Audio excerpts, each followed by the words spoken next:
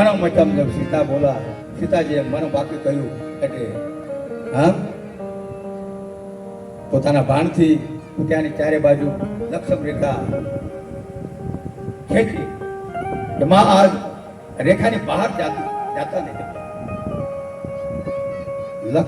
રેખાની બહાર રેખાની અંદર કોઈની તાકાત નહીં આવી શકે અને તમે રેખાની બહાર જાચો તો કોઈ તમને બચાવી શકે નહીં. આમ નીકળ્યા હોય તો લક્ષ્મી જાણતા હતા કે આ રાક્ષસનું કપટ છે.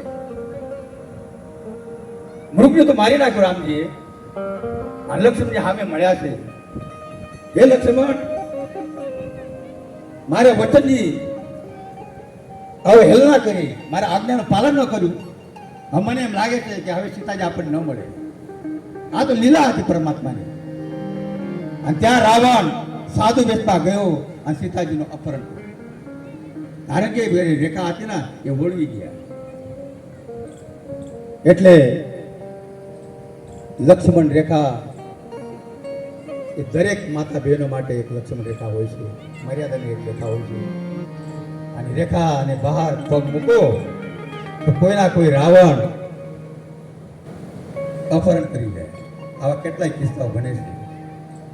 ભગાડી જાય છોકરીઓને. કારણ કે લક્ષ્મણ રેખા મર્યાદા એ નારીનું ભૂષણ કહેવાય. એકવાર મર્યાદાનું ઉલ્લંઘન થાય પછી કોઈ બચાવી શકે. હા, આવા કેટલાય આપણે શાખામાં વાંચીએ છીએ. એટલે મર્યાદા એ સ્ત્રીનું ભૂષણ કહેવાય, માતા બહેનોનું ભૂષણ કહેવાય. મર્યાદામાં રહેવું, પોતાના કુળનો વિચાર કરવું કે અમારી ખાનદાની કઈ, અમારા ખાનદાનીમાં આવો કલંક લાગશે તો પછી તો આખા પૂર્વજો નરકમાં, જે સ્વર્ગમાં આવે ને એ નરકમાં આવી જાય. આપણા ચરિત્ર દ્વારા પૂર્વજો નાચતા હોય છે, સ્વર્ગમાં મોજ કરતા હોય છે. અને આપણું ચરિત્ર બગડી જાય એ પૂર્વજો આપણા ઉપર આપણે ધિક્કારે, પછી એ જ પૂર્વજો આપણા ઘરમાં આવીને પછી નડે. પછી આપણે કહીએ કે મને પૂર્વજો નડે છે. પછી બ્રાહ્મણ પાસે જાય અને એની પાસેથી જોડાવે અને બ્રાહ્મણો પછી એને કહે કે તમને ભાઈ પિતૃ નડે છે, એનો ધંધો હાલે. પછી એ ખોટું પછી હવન કરે ને એવું બધું કરે. કોઈ કાંઈનું નડતું નથી. તમારા કર્મો, તમારા ચરિત્ર હીન થઈ જાઓ ત્યારે જ પિતૃઓ, આપણા કર્મ આપણને નડે છે. પિતૃઓને આપણે બદનામ કરીએ છીએ.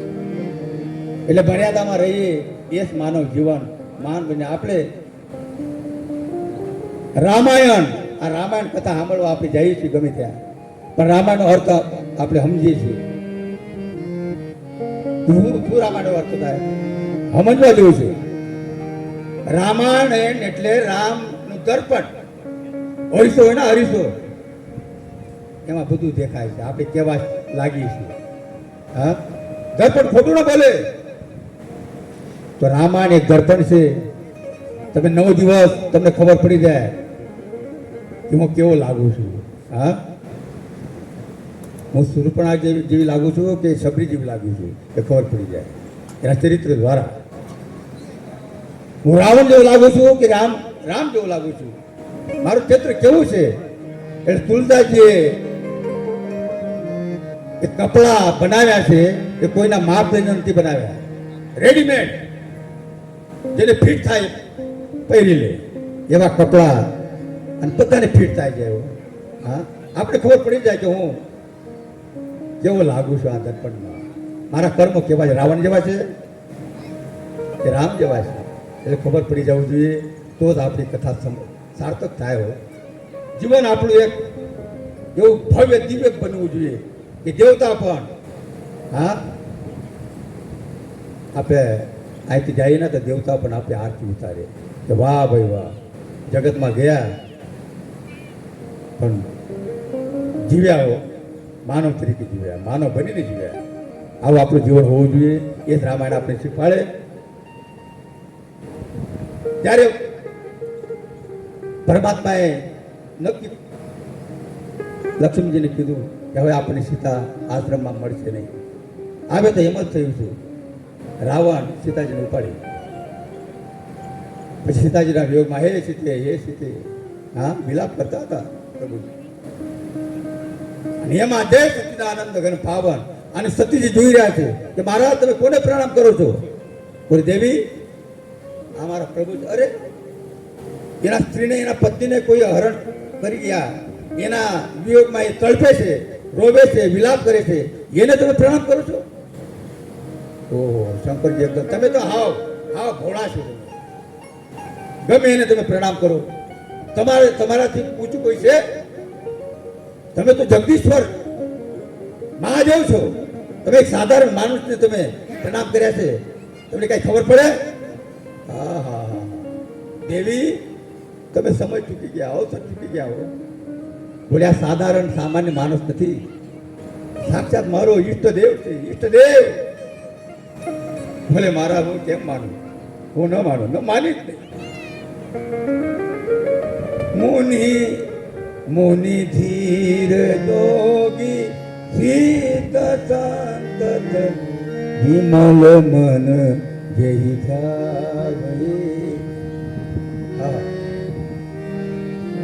મોટા મોટા મુનીશ્વરો જેને ધ્યાન ધરે છે છતાંય કોઈના ધ્યાનમાં આવતા નથી. એ તત્વ અનેક બ્રહ્માંડની ઉત્પત્તિ કરે, પછી પ્રલય પણ કરે, લય પણ કરે. બધા જીવોની ઉત્પત્તિ, બધા જીવો એમાંથી નીકળે છે. આવા પરબ્રહ્મ પરમાત્મા મારો આ રઘુવીર એ અત્યારે મનુષ્ય લીલા કરી રહ્યો છે. દેવી તમે સમજો, બહુ સમજાયો. પણ લાગન ઉર ઉપદેશ, હૃદયમાં જ્ઞાનનો ઉપદેશ થતો નથી. હા સતીજીના ઉરમાં જ્ઞાન લાગુ પડતું નથી. કહે છે શિવ બાર બહુ ઘણું સમજાવ્યા પણ સતીજી ન માન્યા. લાગન ઉર ઉપદેશ જદપી કહ્યું શિવ બાર બહુ.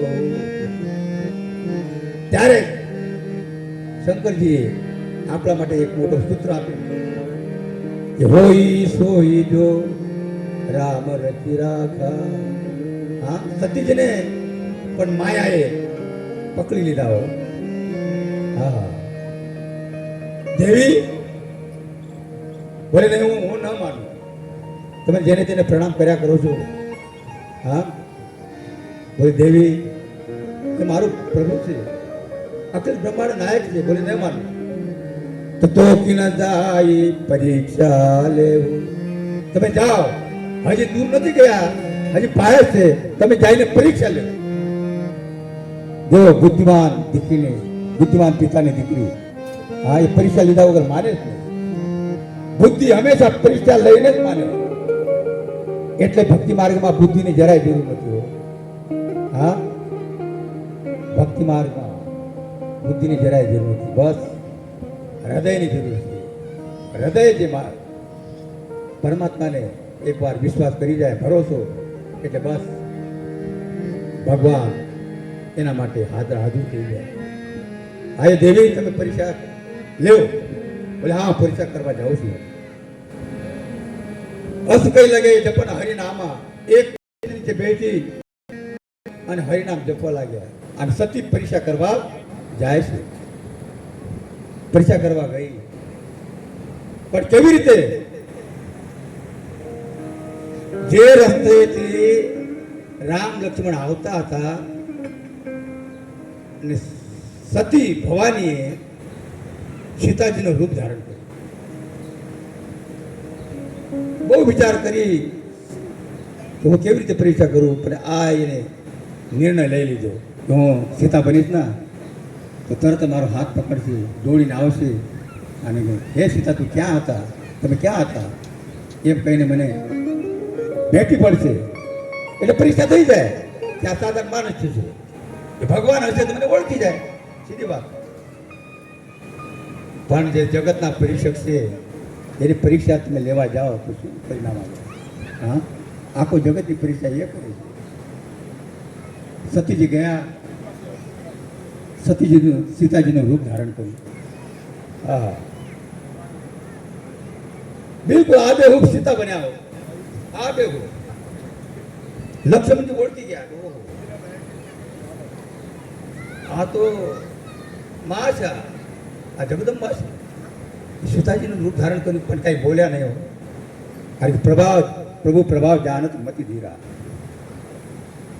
અને પરમાત્માના સામે ગયા.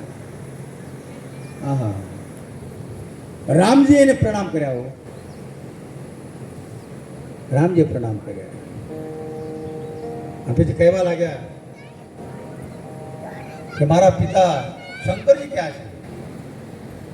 વિપિન અકેલી ફિરહુ કે તું. આ દંડકવનમાં તમે અકેલી કેમ ફરો છો? મારા પિતા વિશ્વનાથ ત્યાં ગયા છે.